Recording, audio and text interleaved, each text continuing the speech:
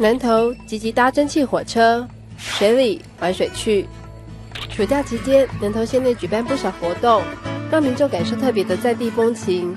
其中，8月12号以前来到这处小镇，每个周末的早上、下午都有机会搭乘蒸汽火车。趁着火车还没有进站之前，除了可以逛逛小镇风情，幸运的话还能遇到最近在网络上红到爆的吉吉站猫。慵懒的模样，任凭游客怎么摸、怎么拍，完全不会受到干扰。一旦困了，不管在什么地方都可以安稳睡着。随着蒸汽火车行驶出发，坐在车厢内欣赏沿途景观，感觉相当惬意。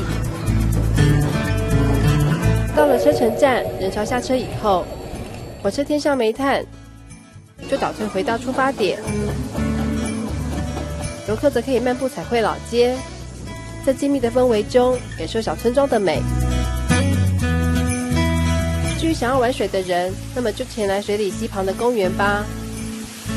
这里有多样戏水设施，让游客在大热天里彻底享受清凉。东新闻南投报道。